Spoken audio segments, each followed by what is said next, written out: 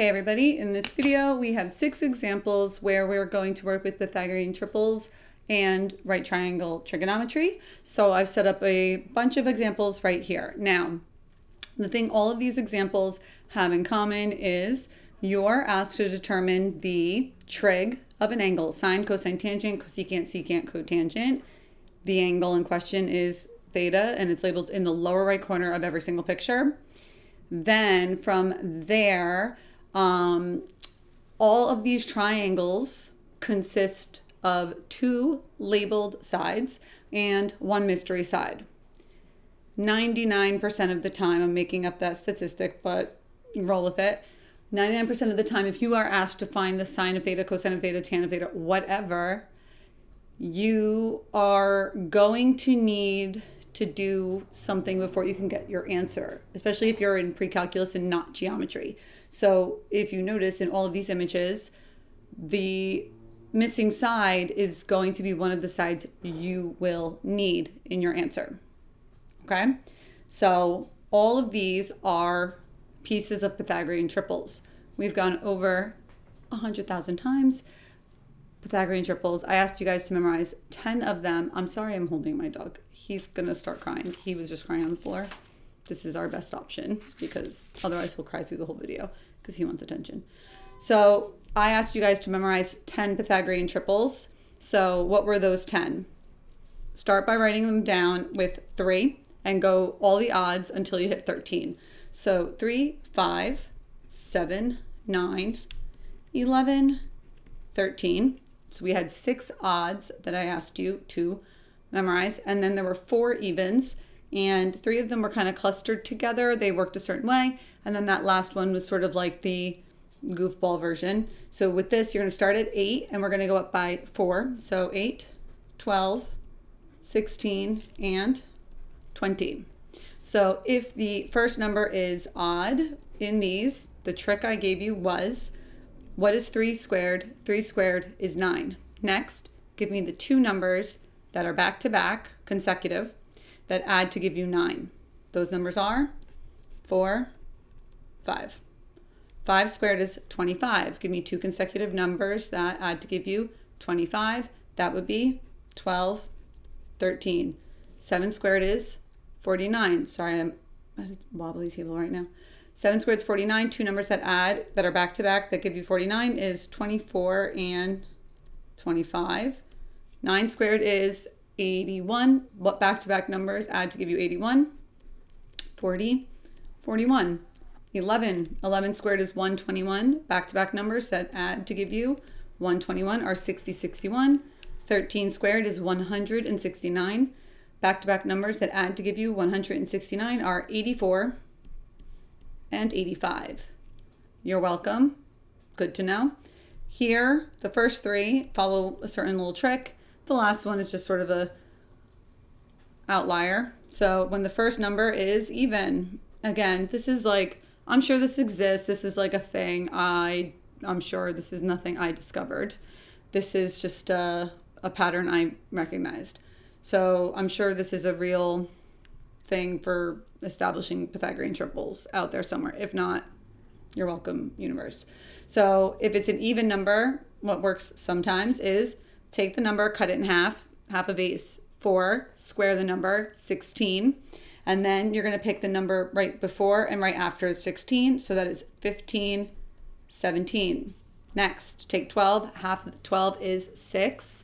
6 squared is 36. So right before 36 and right after 36. Half of 16 is 8. 8 squared is 64, 63, and 65. Lastly, we just have our goofy version to just show that my thing doesn't always work.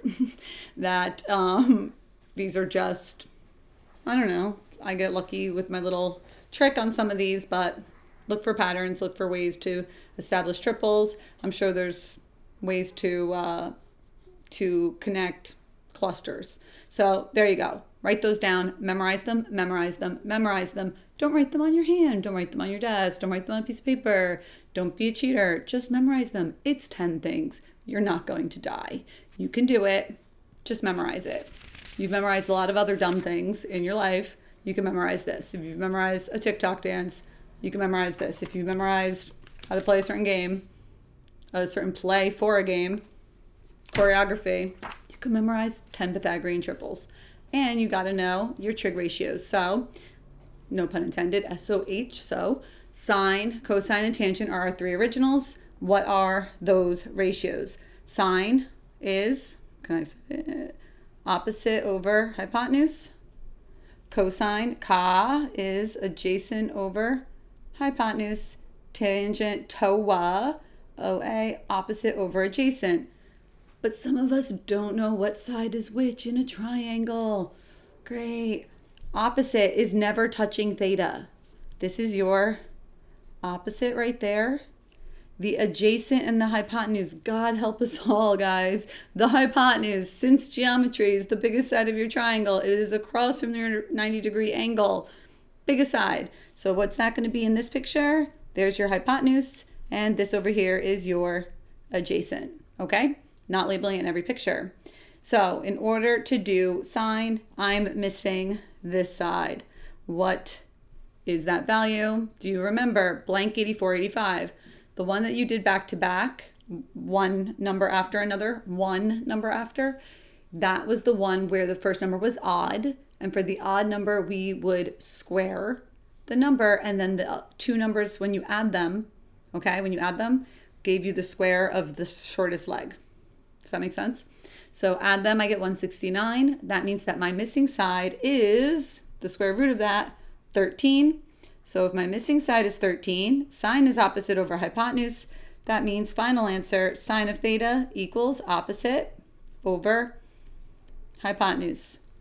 Done. That is it. Press pause. Do the other 5. You're welcome. You're a genius.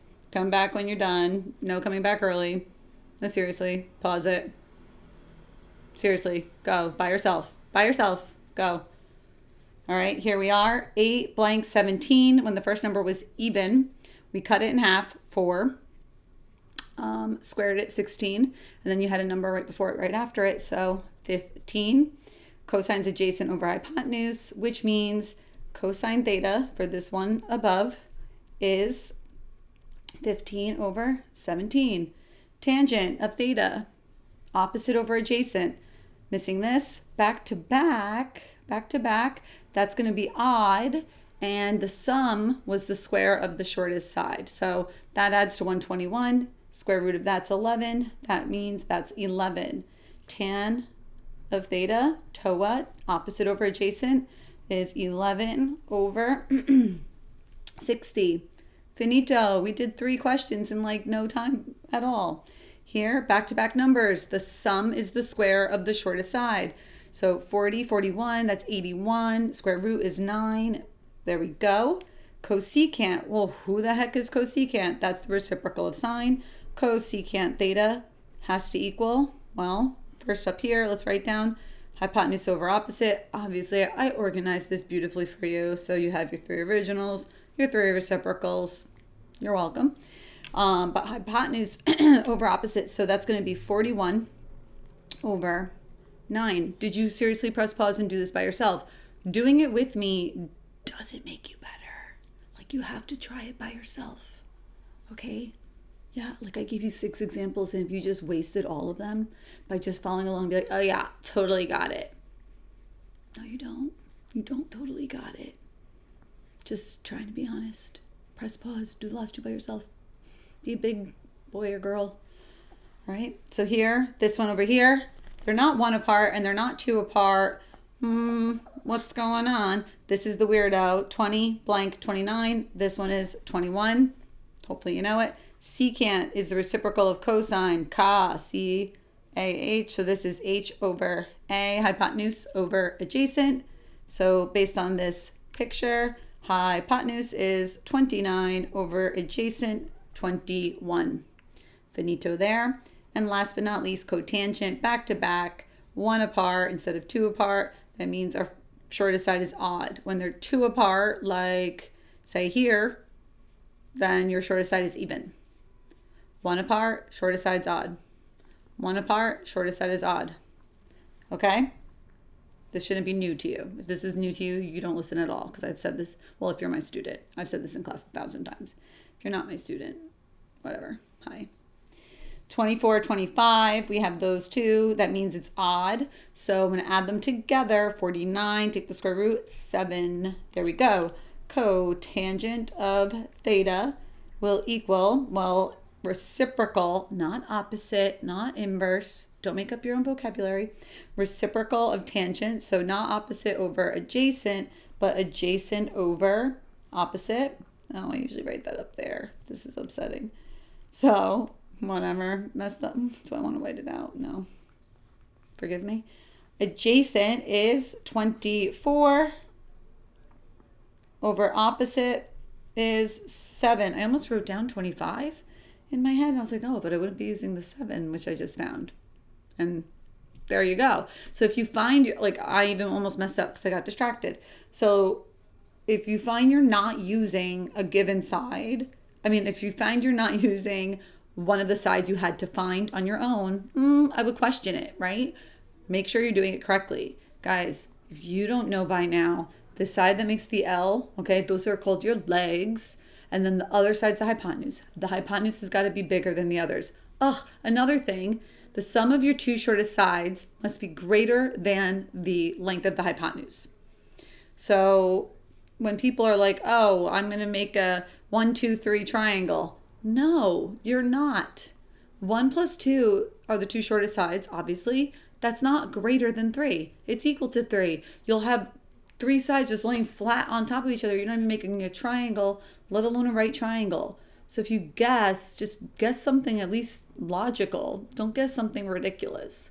So, let's keep up. For example, what was one like, let's say, which one did we have to find? We found 15 here because I gave you 8. So, okay, if that's 8 and that's 17, I don't know why. Someone's always going to want to put 9 because they're like 8 plus 9 is 17. I don't know what you're thinking. Maybe you should check on the Pythagorean theorem. But if you had a length 8, it would get up to like that laying flat, and length 9 or whatever. They meet somewhere close to the middle. You can't pull them out to make a triangle with a 17. Do you understand? Like, try it. Cut some chopsticks or something and lay them down on your desk and try. I promise you, you cannot make a triangle. That's the end of this video. I will try to link other videos to the end in the thumbnails as I make more. But there you go. I hoped it was helpful. I do hope it was helpful. Not hoped, but I hope it was helpful. If you feel better about it, go ahead. You can give a thumbs up. If you still hate everything in the world and you're still a cranky pants and you don't think you can do it because you will refuse to take the earbuds out of your ears that are playing music, because you refuse to stop giving yourself breaks to look at social media, well, that's a you thing. Go ahead, give the video a thumbs down. I'm not going to cry over it. You're the one that needs to take the test on this stuff, right? So take the time, learn the 10 triples, memorize your trig ratios, know which side of a triangle is which. You took geometry. Let's go, kiddos. Adios.